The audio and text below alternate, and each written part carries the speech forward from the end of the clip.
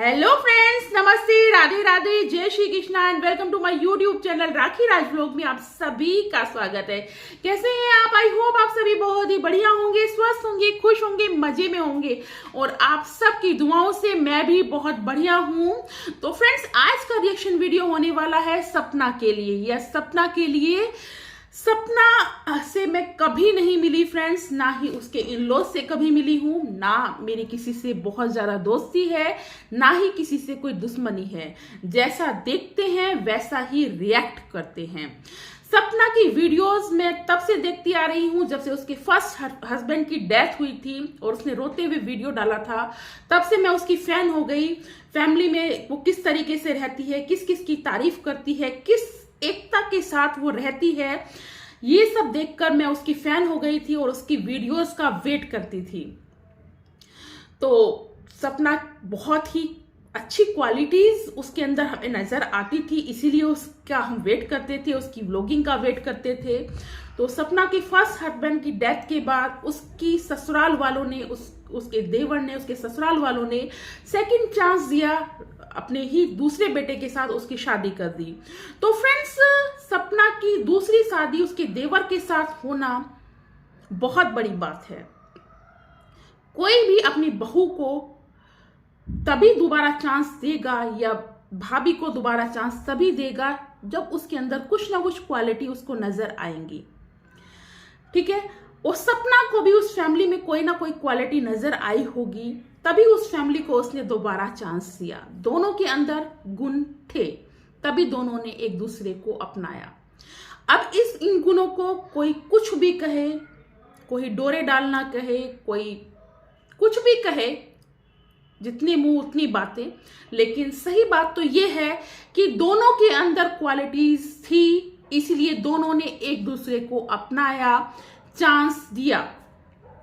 शादी हो गई राजवीर भैया के साथ, हंसी खुशी प्यार मोहब्बत से वो लोग रहने लगे एक दूसरे के साथ। उनकी नोक झोंक, उनके कंपटीशन जो करते थे घर के अंदर, लोग देखते थे, लोग फैन हो गए और लोग उनको पसंद करने लगे।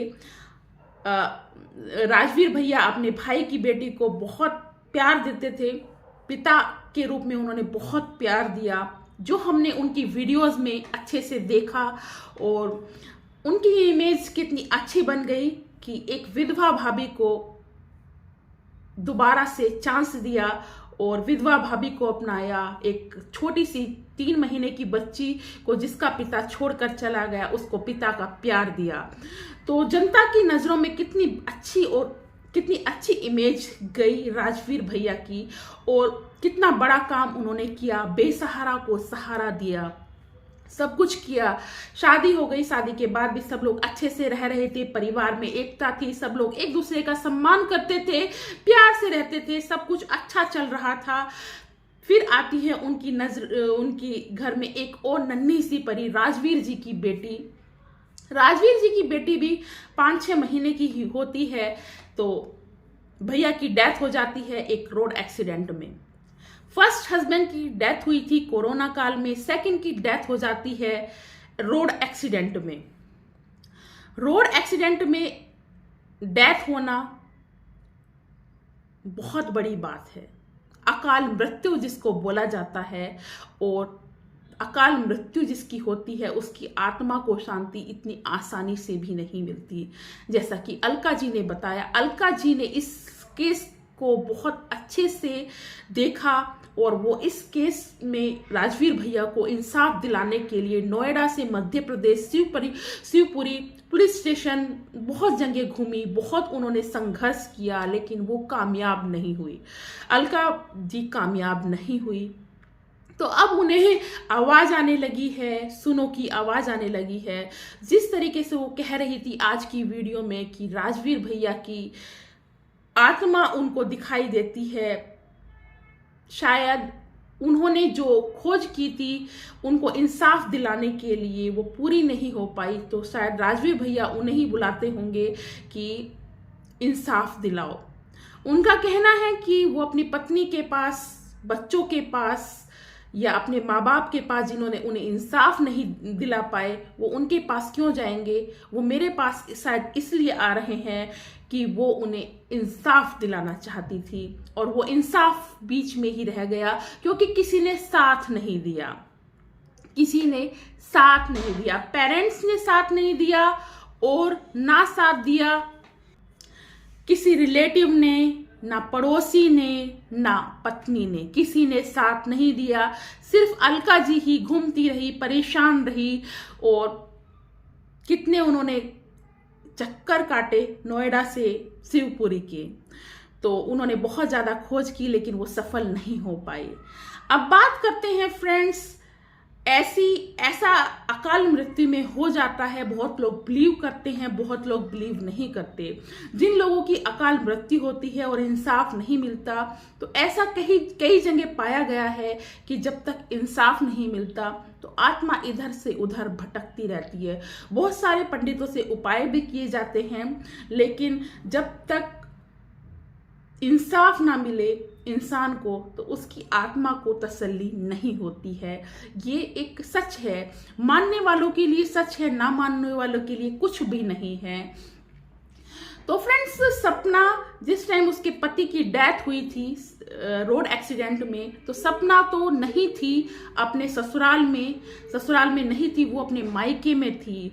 तो सपना क्या मदद करती अपने पति को इंसाफ दिलाने में, क्योंकि एक पत्नी जिसके पति की डेथ हो चुकी है वो क्या मदद कर सकती है, क्योंकि वो तो खुद टूट गई, उसे खुद सहारे की जरूरत होती है। ये बात सही है। माँ बाप जिनका बेटा दोबारा चला गया, उन्हें खुद सहारे की जरूरत होती है। उनकी भी मेंटल स्थिति ऐसी नहीं होगी कि वो कोई केस करें या कुछ भी करें या कुछ भी करें। उनकी भी स्थिति नहीं होगी, ना पेरेंट्स की होगी, ना सपना की होगी।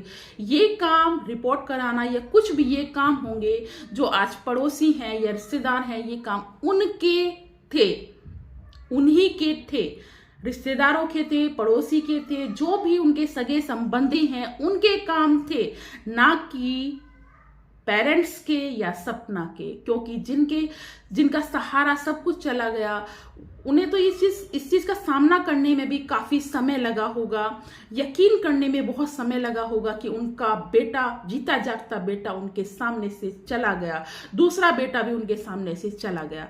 इस बात पे यकीन करना बहुत मुश्किल था। हम लोगों के लिए ही इतना मुश्किल था जब हमें एक खबर का पता चला कि राजवीर भैया नहीं है, तो हम लोग बेचैन हो गए। हमें यकीन करना बहुत मुश्किल हो गया। जब सपना ने खुद सामने आके बताया तब यकीन हुआ कि ऐसा हो गया, ऐसा कैसे हो सकता है। तो उन्होंने तो अपना खोया, अपने आंखों के सामने से खो दिया अपना बच्चा, अपना पति। तो उन्हें यकीन करना तो काफी मुश्किल होगा। तो जो लोग पेरेंट्स पे इल्जाम लगाते हैं या सपना पे लगाते हैं तो ये गलत है। सपना या पेरेंट्स के बारे में ऐसा बोलना गलत है। लोग बोलते हैं पोस्टमार्टम कराना चाहिए, ये कराना चाहिए, वो कराना चाहिए था, रिपोर्ट करानी चाहिए थी। तो ये सब काम रिलेटिव्स के थे, जो लोग आज अपने बन रहे हैं उनके थे। अब बात कर लेते हैं सपना की जो कल वीडियो। तो फ्रेंड्स, अब बात कर लेते हैं सपना की वीडियोस की। कल वीडियो जो उसकी आई, कल परसों जो वीडियो आई जिसमें उसने खुद को क्षति पहुंचाने की बात करी कि वो अपना और अपनी बच्ची को कुछ क्षति पहुंचा लेगी अगर उसके खिलाफ ज़्यादा बात की गई, जिसमें उसने अपने कुछ रिलेटिव्स, कुछ रिएक्शन चैनल्स वालों का नाम लिया है, बाकायदा फोटोज लगाई हैं कि उसे परेशान किया जा रहा है। और इस तरीके से अगर परेशान किया गया तो ये लोग जिम्मेदार होंगे। अपने सासू माँ और ससुर जी का भी वो नाम लेती है और कहती है कि ये भी उन्हीं लोगों का हिस्सा हैं जो उसे बदनाम करने की कोशिश कर रहे हैं और ये कुछ नहीं कह रहे हैं। इस तरह की वो बात करती है।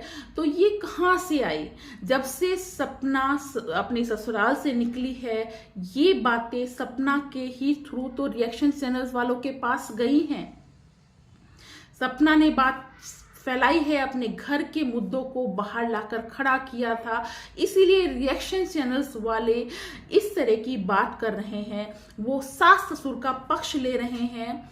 तो इसमें तो कोई गलत बात नहीं है। हर किसी की मेंटेलिटी होती है, कुछ सपना के साथ खड़े हैं, कुछ सास ससुर के साथ खड़े हैं, तो इसमें तो कुछ गलत बात नहीं है। अब बात कर लेते हैं पड़ोसी भाई की। ये बात सही है कि पड़ोसी को किसने हक दिया इतना बोलने का कि वो बहू के ऊपर गलत गलत इल्जाम लगाए। ये बात सही है।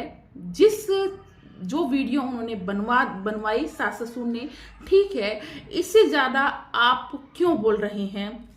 या तो सास ससुर आकर अंशु के चैनल पर बोलें, भतीजे के चैनल पर बोलें, पड़ोसी का क्या मतलब? ये बात बिल्कुल सही है। ससुराल वालों को यानी सास ससुर को अगर अपना कोई पक्ष रखना है तो वो अंशु के चैनल पर रखें, धीरज भाई के चैनल पर रखें, और उनका जो साडू मतलब मौसा जी हैं वो उनके चैनल पर रखें। पड़ोसी को बहू के मैटर में बोलने का हक नहीं है। ये बात सही है। और जो लोग कह रहे हैं कि सपना सही है या सास ससुर सही है, भाई सही दोनों हैं, और झगड़ा हुआ है तो झगड़े का कारण भी दोनों हैं। और जनता, कुछ लोग सपना के साथ है, कुछ लोग सास ससुर के साथ है। तो जो सास ससुर के साथ है, सपना को क्यों बुरा लग रहा है? जो सपना के साथ है वो सास ससुर को क्यों बुरा लग रहा है? ऐसा नहीं लगना चाहिए। आपस में बैठिए, बात करिए, अपनी प्रॉब्लम्स को सुलझाइए। ये जो YouTube है कोई कोर्ट नहीं है, कोई पुलिस स्टेशन नहीं है जो आप अपने घर के झगड़ों को यहाँ लाते हो और फिर कहते हो कि अगर मेरे खिलाफ ऐसा कह दिया तो हम ये कर लेंगे, अगर मेरे खिलाफ ऐसा कह दिया तो हम वो कर लेंगे। तो अपने घर के झगड़ों को आप ही सोशल मीडिया पर लेकर आए हैं, और आप लेकर आए हैं तो लोग तो तरह तरह की बात करेंगे ही। तो लोगों को दोष मत दीजिए। जिसके दिमाग में जो सही बात लगेगी वो बोलेगा। आपका किसी से कोई रिलेशन नहीं है, ना तो सास ससुर के साथ किसी का कोई रिलेशन या प्यार है, और ना ही सपना के साथ किसी का कोई रिलेशन या प्यार है। ना तो कोई सास ससुर से कभी मिला है, ना सपना से कभी मिला है, और ना भविष्य में कोई उम्मीद है किसी की मिलने की। ठीक है, कि हाँ किसी का कोई प्यार मोहब्बत नहीं है। जो दिखेगा वही बोला जाता है। किसी का कोई फायदा नहीं है खिलाफ बोलने में, किसी का कोई फायदा नहीं है कि कोई पक्ष में बात करे। जो सही दिखेगा, जो सही लगेगा हमें, वो बोला जाएगा। जब आप कहने की हिम्मत रखते हो तो सुनने की भी हिम्मत रखो। तो फ्रेंड्स, कुछ लोग सपना के बारे में ही, सपना ने जो वीडियो बनाई परसों कि मैं अपनी बेटियों को भी कुछ कर दूंगी और अपने आप को भी कुछ कर लूंगी अगर मेरे खिलाफ ऐसा हुआ या वैसा हुआ, तो कुछ लोगों ने उसके बाद भी चुप नहीं बैठ रहे हैं। चुप बैठ जाना चाहिए जब किसी बंदे ने इस तरह की वीडियो बनाई। नहीं बोलना चाहिए कभी कुछ गलत हो ही जाए। देखिए, और पड़ोसी भाई ने तो कि डरता नहीं हूं तेरी धमकियों से, ये गलत बात है। उसको उकसाना है कि जो तू कह रही है वो करके दिखा, जो तू कह रही है वो करके दिखा, उसको उकसाना। इस तरह की बातें नहीं करनी चाहिए। ठीक है, इस तरह की बातें नहीं करनी चाहिए। जैसे कि एक रेनू दीदी हैं, उन्होंने वीडियो बनाई और उन्होंने अपनी वीडियो में कहा कि माँ के पास बेटी सुरक्षित नहीं है। तो ये बात गलत है। माँ के पास बेटी सुरक्षित क्यों नहीं है? माँ अपने बच्चों के लिए कुछ भी कर सकती है, किसी भी हद तक जा सकती है। माँ के पास बेटी सुरक्षित है। जब लोग उसे ज्यादा परेशान करेंगे तो इस तरह की बातें अंत में ही बोली जाती हैं। जब कोई चारा नहीं होता अपने पास में, तब ऐसी बातें बोली जाती हैं, कही जाती हैं। वरना कोई इस तरह से अपने बच्चों को हार्म नहीं पहुंचाएगा। ना ही खुद को जीने का अधिकार सबको है, सब जीना चाहते हैं। ठीक है, तो ये बात आपने गलत बोली कि माँ के पास बेटियां सुरक्षित नहीं हैं। माँ से ज्यादा किसी और के पास बच्चा सुरक्षित हो ही नहीं सकता। जो माँ बाप अपने बच्चे के लिए कर सकते हैं वो दुनिया में कोई नहीं कर सकता। तो फ्रेंड्स, वीडियो पसंद आए तो लाइक कीजिएगा, चैनल को सब्सक्राइब करना बिल्कुल मत भूलिएगा। अब मैं आपको मिलूंगी नेक्स्ट वीडियो में। तब तक के लिए Tata, bye bye, Radhe Radhe, Jai Shri Krishna. Thanks for watching. अपना प्यार और सपोर्ट इसी तरीके से बनाए रखिएगा। धन्यवाद।